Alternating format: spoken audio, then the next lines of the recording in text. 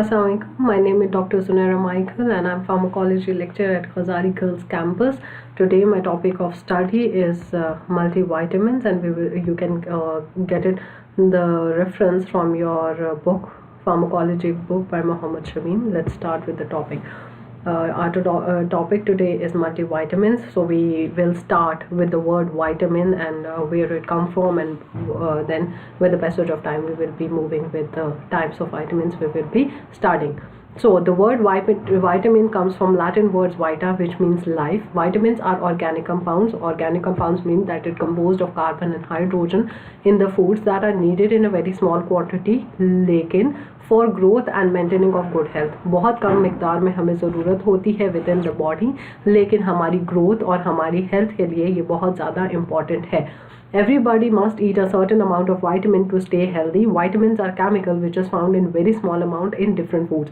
जो भी हम फ्रूट्स या वेजिटेबल्स लेते हैं या जो कुछ भी हम लोग इनटेक लेते हैं, एक स्मॉल परसेंटेज ऑफ वाइटामिन उसके अंदर प्रेजेंट होता है, और हमारी बॉडी की नेसेसरी फंक्शनिंग के लिए, वाइटल फंक्शनिंग के लिए vitamin are very very important. अब इसके कैरेक्टरिस्टिक्स की तरफ जाते हैं कि इसकी क्या खसूसियात है जो उनको इतना ज़्यादा इम्पॉर्टेंट बनाती हैं for the human life. Vitamins are required in many small quantities in diet because they cannot be synthesized by the body. Vitamins हमारी बॉडी में naturally synthesize नहीं होते सिवाय इक्का दुक्का मेडिसिन vitamins के. They are not synthesise within the body. तो इसी वजह से, क्योंकि हम लोगों को एक एक्सटर्नल सोर्स पे वाइटामिन के लिए एक एक्सटर्नल सोर्स पे डिपेंड करना पड़ता है, तो इसी वजह से vitamin are needed in very small quantity within our diet. इसमें हमारे पास दो टाइप्स के वाइटामिन आ जाते हैं, water soluble vitamin and fat soluble vitamin, जिसको आगे जाके हम बड़ी डिटेल से पढ़ेंगे कि what is the main difference between the water soluble vitamin and the fat soluble vitamin. So the water soluble vitamins cannot be stored in the human tissue. Their excess is secreted with the urine.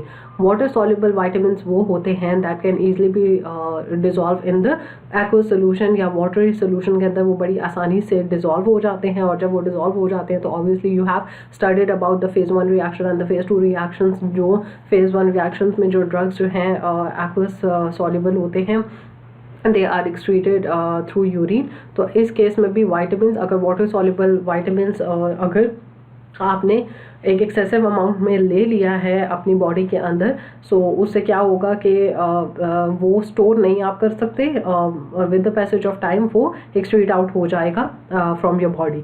Significant amount of fat soluble vitamin can be stored in adipose tissue and liver. अब जो हमारे पास fat soluble vitamin होते हैं वो adipose tissue, you know the fatty tissues which are present within the body, उसके अंदर और liver के अंदर स्टोर हो जाते हैं. मतलब अगर आपने एक excessive amount of fat soluble vitamin ले भी लिए हैं तो वो वेस्ट नहीं होंगे या वो यूरिन के साथ एक्सक्रीट नहीं होंगे, वो आपकी बॉडी से they will stay in your body. Synthetic vitamin are identical to the natural vitamin. आप लोगों ने बहुत ज़्यादा मल्टी वाइटामिन देखी होंगी जो मार्केट में बड़ी रेडली अवेलेबल हैं, और ये जो वाइटामिन है दीज आर सिंथेटिकली प्रिपेयर्ड, मतलब कि लेबॉर्ट्री में उसको प्रिपेयर किया गया है. इसके अलावा vitamin are abundantly present in all the fruits, vegetable, even in fish oils वगैरह उसके अंदर भी प्रेजेंट हैं, बट सिंथेटिकली भी प्रोड्यूस हो रहे हैं in the market. Once growth and development are completed, vitamins remain essential nutrient for the healthy maintenance of cells, tissues and organs. इसका सारा काम ही ये है that it helps in the growth and the healthy maintenance of the body, जिसमें cells, tissues और organs वगैरह आ जाते हैं. क्लासिफिकेशन की तरफ आते हैं.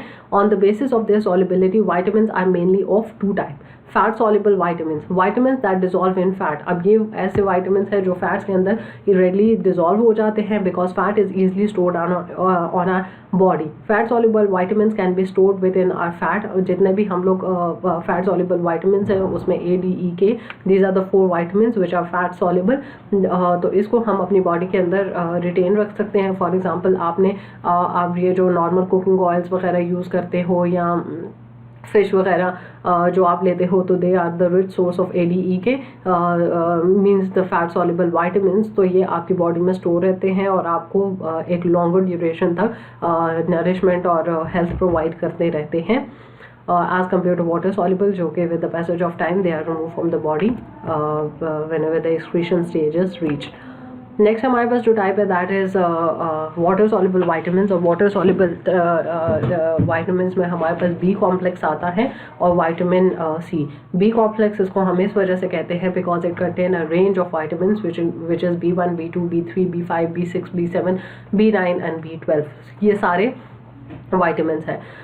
अब ये ऐसे vitamins है that readily dissolve in water because our body is a watery environment. These vitamins can move through our body pretty easily and can also be flushed out by the kidney. Like जितना body को ज़रूरत है वो उतना उसको absorb कर लेती है, और जितना excess amount of water soluble vitamin होता है वो by the end of the day kidney से flush out हो जाता है। It is excreted in the form of urine. जो जब कभी भी एक पेशेंट या इवन हेल्दी पर्सन भी वाइटामिन इनटेक कर रहा है तो ऑब्वियसली उसका यूरिन कलर भी चेंज हो जाता है बिकॉज जो एक्सेस अमाउंट ऑफ वाइटामिन है वो फ्लश आउट हो रहे हैं फ्रॉम द बॉडी। हम पहले डिस्कस करेंगे फैट सॉल्युबल वाइटामिन को, although it is reverse in your book. पहले उन लोगों ने वाटर सॉल्युबल को डिस्कस किया है और फिर उन लोगों ने फैट सॉल्युबल को किया है, but we will first will discuss the fat soluble vitamin which are A, D, E, K. So let's start with vitamin A. Vitamin A is a group of unsaturated nutritional organic compound that include retinol, retinal, retinoic acid, and several provitamin A like carotenoids, among which the beta carotene is the most important. It is the active form that is present in the animal tissue. अब इसको समझने की कोशिश करते हैं। Vitamin A का जो derivative group है that is retinol, retinal and retinoic acid. ये ऐसा केमिकल है जिसको आपने अपने लोशंस में, क्रीम्स में, इस चीज़ में बहुत ज़्यादा ऑब्जर्व किया होगा। अगर अक्सर आप अपनी लाइक स्किन नरिशिंग क्रीम्स वगैरह या वो सारी चीज़ें देखें तो उसमें सिंथेटिक रेटिनॉल, रेटिनाल और रेटिनोइक एसिड के डेरिवेटिव्स आपको बड़ी आसानी से मिलेंगे। इसके अलावा beta carotene which is keratin which, और ये प्रो वाइटामिन ए है, इसको भी आप नेचुरल फॉर्म में इनटेक कर सकते हैं। कैरेट्स में, बीट रूट में, इस तरह के फ्रूट्स और वेजिटेबल में विटामिन ए की कंसनट्रेशन बहुत ज़्यादा होती है और वो कंसनट्रेशन प्रेजेंट होती है in the form of beta carotene. लेकिन विटामिन ए का जो एक्टिव फॉर्म है it is present only in the animal tissue. ये जो बाकी सारे हैं दीज आर द डेरिवेटिव्स, ये जो रेटिनॉल, रेटिनाल, रेटिनोइक एसिड या बीटा कैरोटीन है, these are the derivatives of vitamin A, और हम इसके डेरिवेटिव्स को भी को यूज़ करते हैं for the healthy functioning of the body. लेकिन इसका active form is only present in the animal tissue. अब whenever we come to multivitamins तो हमारी कल्चर में ये परसेप्शन है कि मल्टीविटामिन्स की अगर हम जितनी भी डोज लेंगे तो it won't be harmful for us, लेकिन ऐसा नहीं है। विटामिन्स और मल्टीविटामिन्स को बिल्कुल एक अनप्रेसिडेंट अमाउंट ऑफ डोज में नहीं लेना। उसका भी according to different person, according to different age group, जो कंसनट्रेशन ऑफ द ड्रग है it varies. For example man और वुमेन के लिए it is 600 mcg, pregnancy and lactating mother के लिए इट इज़ 950 mcg, इन्फेंट्स के लिए 350 mcg है एंड चिल्ड्रन के लिए 600 mcg है। Although they provide the growth and health of the body, लेकिन इसको अब्यूज़ नहीं करना। इसको एक रिक्वायर्ड डोजेज फॉर्म में और एक प्रिस्क्राइब्ड डोजेज फॉर्म में ही इसकी इनटेक करनी है। These are the dietary sources of vitamin ए, जिसमें मीट आ जाता है, कैरेट्स आ जाते हैं, पपाया आ जाता है, स्क्वाश आ जाता है, broccoli, fish, mangoes, sweet potato, eggs and cheese वगैरह, paper, avocado, melons, peaches, apricots. So vitamin A is present in majority of the fruits and vegetables, or you can easily take it from there.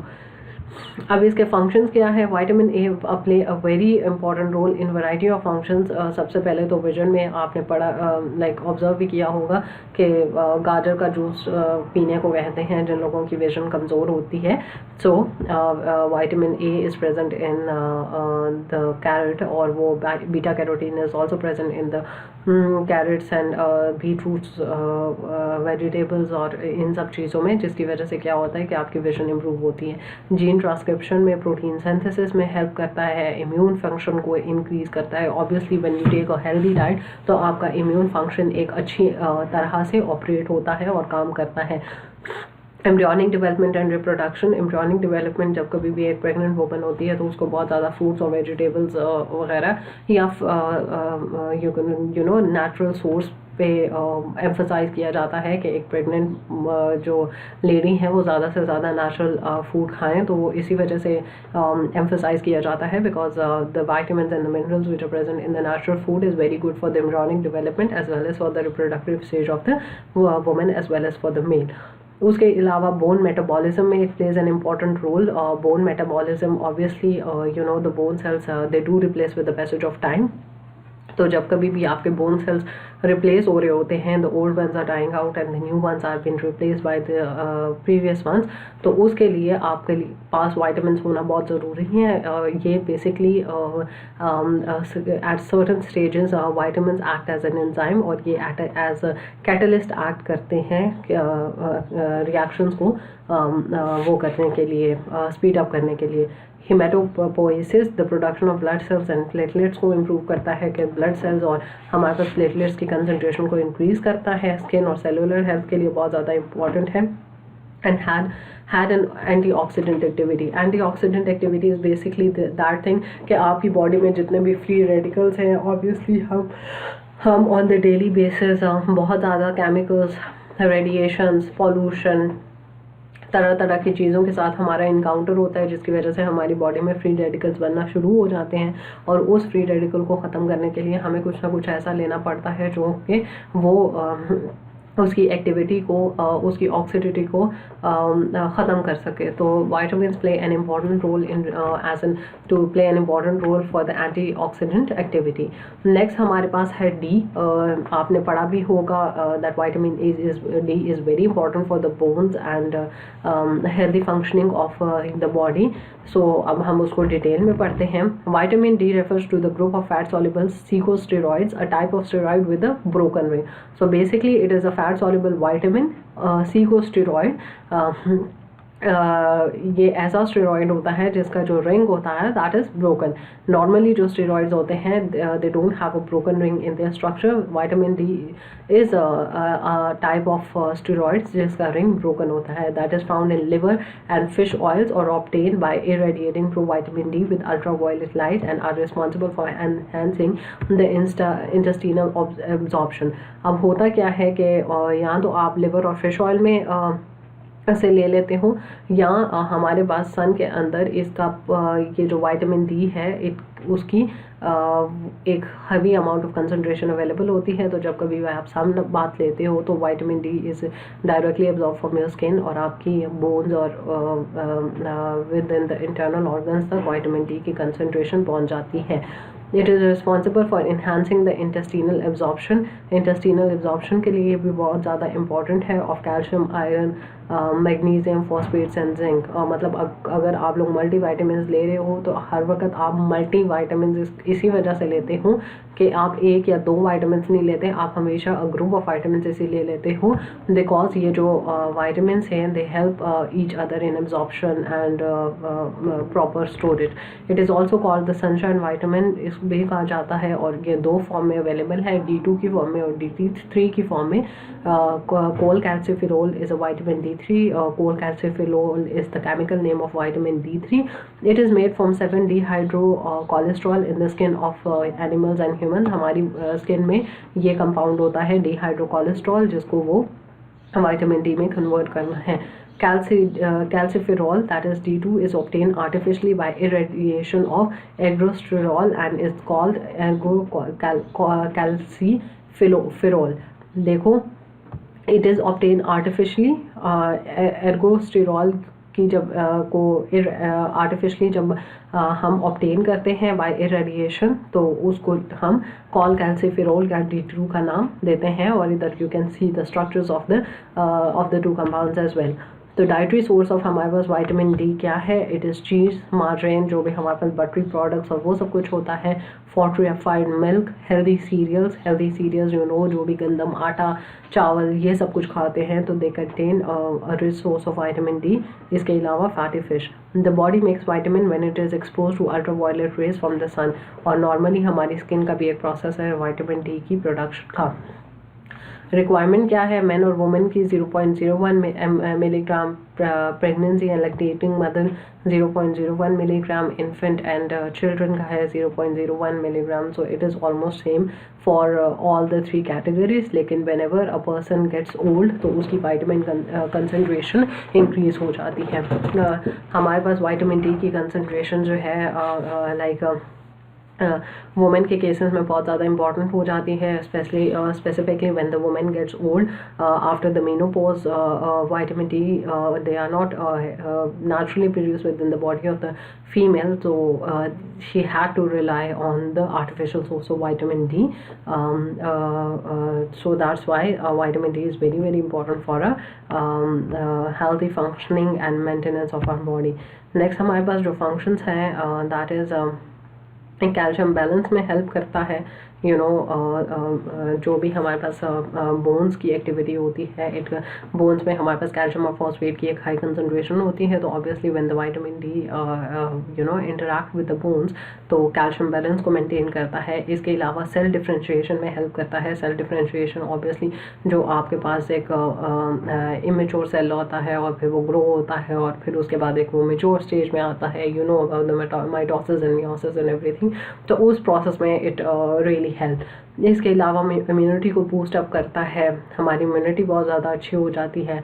Blood pressure regulation करता है, हमारी blood flow और इन चीज़ों को help करता है. Development of bone and teeth, because the bones and teeth are composed largely of the calcium and phosphates. तो होता ये है कि it works very well in development of bones and teeth. So I guess this is all for part 1 of the lecture. The part 2 of the lecture will be recorded in another lecture. I hope you would have understand up till now. You can consult this lecture from your book by Muhammad Shamim, pharmacology book. And thank you so much.